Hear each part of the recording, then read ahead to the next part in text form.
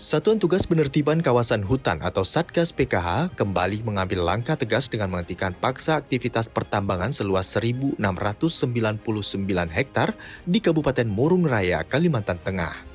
Area tersebut merupakan lahan yang selama ini dikelola oleh PT Asmin Kualindo Tuhub atau AKT. Perusahaan diketahui tetap melakukan penambangan hingga akhir Desember 2025. Padahal izin operasional telah dicabut oleh Kementerian SDM sejak 9 tahun lalu. Atas pelanggaran tersebut, Satgas PKH menetapkan sanksi denda fantastis mencapai 4,2 triliun rupiah sebagai pengganti kerugian negara. Pemerintah memberikan batas waktu bagi PT AKT untuk segera melunasi denda dan menghentikan total operasionalnya.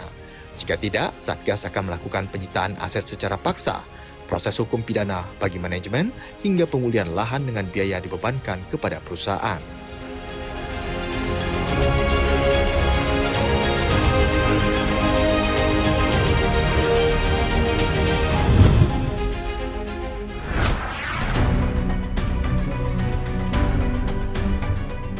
Kabar gembira bagi para abdi negara, pemerintah resmi menyalurkan tunjangan Hari Raya atau THR tahun 2026 bagi ASN, TNI, Polri, hingga pensiunan.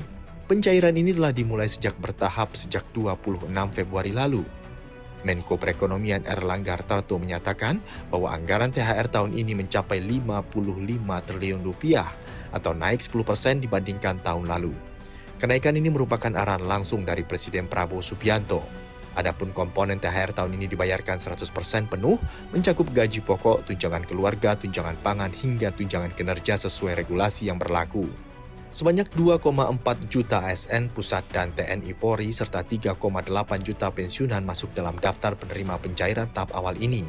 Pencairan THR lebih awal ini diharapkan dapat menjadi stimulus untuk meningkatkan daya beli masyarakat menjelang Hari Raya sekaligus menggerakkan ekonomi nasional pada kuartal pertama 2026.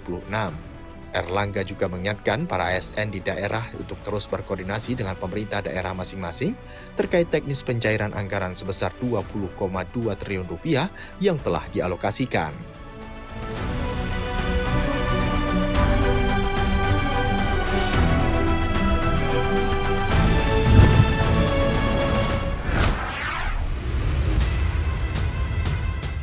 Kabar gembira bagi para mitra pengemudi ojek online atau ojol di seluruh Indonesia. Pemerintah memastikan sekitar 850.000 driver akan menerima bonus hari raya atau BHR pada Lebaran 2026 ini.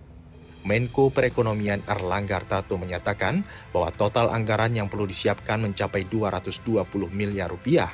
Jumlah ini mengalami peningkatan dibandingkan tahun sebelumnya dan telah disepakati oleh para aplikator besar. Erlangga menyebut dua raksasa transportasi online yaitu Gojek dan Grab masing-masing akan membagikan BHR kepada 400.000 mitra pengemudinya. Pemerintah mendorong agar penyaluran dilakukan lebih awal yakni mulai 2 minggu sebelum Idul Fitri. Kebijakan ini merupakan hasil komunikasi intensif antara pemerintah dan pihak aplikator guna memberikan apresiasi atas kinerja para mitra selama masa Ramadan dan Lebaran. Pencairan ini diharapkan dapat membantu kebutuhan keluarga para driver di tengah meningkatnya harga kebutuhan pokok. Walaupun teknis istilah yang digunakan adalah BHR bukan THR formal karena status kemitraan, pemerintah tetap mengawal agar hak-hak ekonomi para pekerja gigs ini tetap terpenuhi. Saat ini surat edaran resmi dari Kementerian Ketenagakerjaan terkait teknis pembayaran masih menunggu arahan final dari Presiden Prabowo Subianto guna memastikan semua aplikator patuh pada kesepakatan tersebut.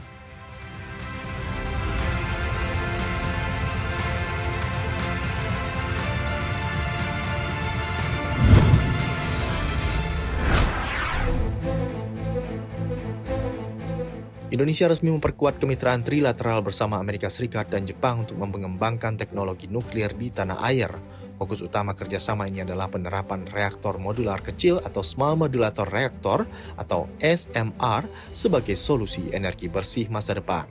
Pemerintah melalui Dewan Energi Nasional menargetkan pembangkit listrik tenaga nuklir atau PLTN pertama di Indonesia sudah dapat beroperasi secara komersial pada tahun 2032. Dengan kapasitas awal sebesar 500 MW, unit nuklir ini akan disebarkan di sistem kelistrikan Sumatera dan Kalimantan. Amerika Serikat dan Jepang berkomitmen berbagi pengalaman teknis serta standar keselamatan ketat. Energi nuklir mini ini dinilai lebih ideal untuk menggerakkan ekonomi masa depan, terutama untuk kebutuhan pusat data, pemurnian mineral, hingga industri canggih yang membutuhkan pasokan listrik stabil dan rendah emisi.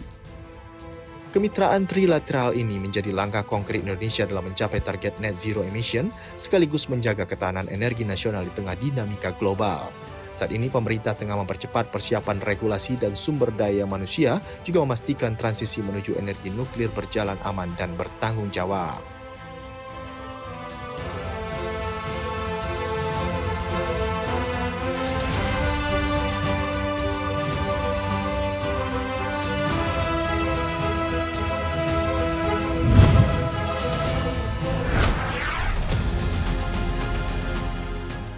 Dunia kembali dihantui krisis energi. Ekskalasi konflik antara Amerika Serikat, Israel, dan Iran telah memaksa raksasa minyak dan gas di Timur Tengah untuk menghentikan sementara produksi mereka.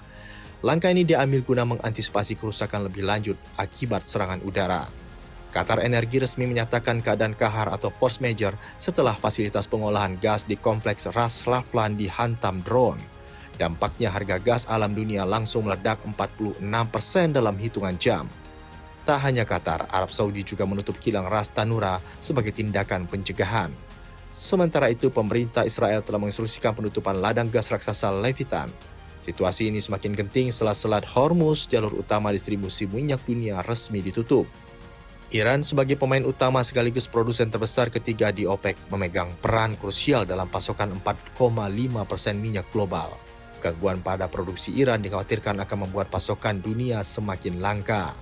Situasi ini menjadi alarm bagi negara-negara pengimpor migas, termasuk Indonesia, untuk segera mengambil langkah mitigasi guna menjaga stabilitas harga energi di dalam negeri. Pemerintah kini tengah memantau ketat perkembangan geopolitik tersebut sambil menghitung ketahanan cadangan energi nasional di tengah ancaman krisis pasokan global.